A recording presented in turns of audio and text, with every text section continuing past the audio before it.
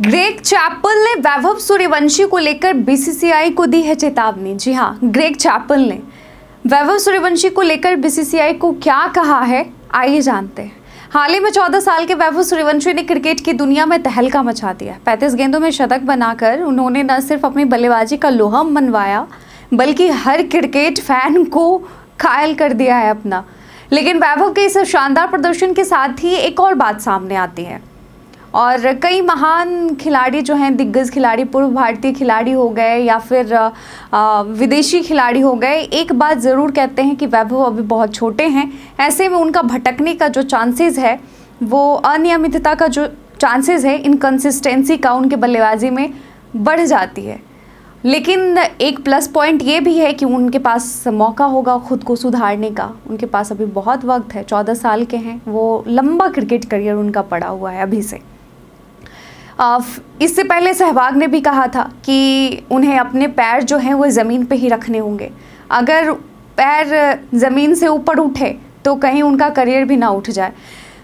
वैसे Greg Chappell का जो बयान है आपको बताते हैं। चैपल ने बीसीसीआई को वैभव सूर्यवंशी के बारे में एक बहुत ही ज़रूरी चेतावनी दी। उन्होंने कहा कि भारत ने सचिन तेंदुलकर जैसा महान खिलाड़ी देखा है और ऐसे महान खिलाड़ी को तैयार किया है, लेकिन हमने विनोद कांबली और पृथ्वी शॉ जैसे खिलाड़ियों को भी देखा है जो अपनी प्रतिभा का सही इस्तेमाल नहीं कर पाए। और ये लाइन साफ बताती है कि चैपल को डर है कि अगर वैभव सूर्यवंशी को सही दिशा नहीं मिली तो उनका भी करियर उन खिलाड़ियों जैसा हो सकता है जो अपनी क्षमता के बावजूद बड़े मौके नहीं पा सके। और ग्रेग चैपल का कहीं ना कहीं पृथ्वी शॉ और विनोद कांबली का जिक्र करना बहुत बड़ा इशारा करता है, क्योंकि ये दोनों ही अपने करियर में बहुत तेज़ी से ऊंचाई पर गए और बहुत तेज़ी से नीचे गिर गए। ग्रेग चैपल ने सचिन तेंदुलकर और विनोद कांबली का उदाहरण देते हुए कहा, सचिन तेंदुलकर एक किशोर के रूप में इसलिए सफल हुए क्योंकि उनके पास प्रतिभा के साथ साथ एक मजबूत सपोर्ट सिस्टम था। उनका स्वभाव शांत था, उनके कोच समझदार थे, उनके परिवार में उन्हें दुनियादारी से बचाए रखा। दूसरी ओर विनोद कांबली भी प्रतिभाशाली थे, शायद सचिन से ज़्यादा, लेकिन वे शोहरत और अनुशासन के बीच संतुलन नहीं बना पाए। उनका पतन भी उतनी ही तेजी से हुआ जितनी तेजी से वे ऊपर उठे थे। उन्होंने पृथ्वी शॉ का उदाहरण दिया। चैपल ने पृथ्वी शॉ का भी जिक्र किया और कहा कि पृथ्वी के साथ भी कुछ ऐसा ही हुआ। शुरुआत में वो एक शानदार खिलाड़ी थे, लेकिन अनुशासन की कमी और फिटनेस की समस्याओं ने उनका करियर प्रभावित किया। चैपल ने कहा कि पृथ्वी शॉ भी एक ऐसे ही खिलाड़ी हैं जो अभी गिर गए हैं, लेकिन शायद वो फिर से उठ खड़े हों। लेकिन उदाहरण उन्होंने बहुत ही सटीक दिया है। बीसीसीआई को भी उन्होंने एक चेतावनी के तौर पर ही कहा है कि चैपल ने बीसीसीआई को चेतावनी देते हुए कहा कि सचिन तेंदुलकर अपनी सफलता इसलिए पा सके क्योंकि उनके पास सही मार्गदर्शन था।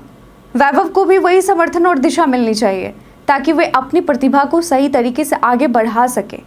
तो साफ है कि ग्रेग चैपल ने एक बहुत ही ज़रूरी बात कही है जिस पर ध्यान देना बहुत ही ज़्यादा ज़रूरी है, क्योंकि वैभव का उम्र ही क्या है, 14 वर्ष के हैं वो, और जिस तरह से वो गेंदबाजों का सामना करते हैं, निडर होके इतनी आक्रामक बल्लेबाजी करते हैं, उनका भविष्य उज्जवल है। शायद हम लोगों को फिर से सचिन तेंदुलकर का दूसरा रूप देखने को मिले आगे भविष्य में क्रिकेट के।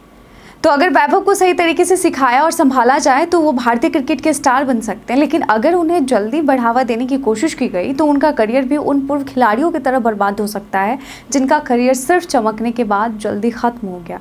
तो वैभव सूर्यवंशी के पास शानदार टैलेंट है, लेकिन अब जिम्मेदारी बीसीसीआई की है कि उसे सही दिशा में मार्गदर्शन दे।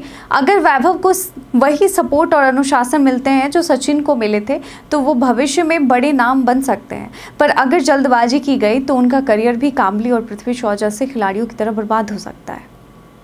वैसे आपको क्या कहना है ग्रेग चैपल के बयान पे? आपको क्या लगता है? हमें कमेंट सेक्शन में लिखकर ज़रूर बताइएगा।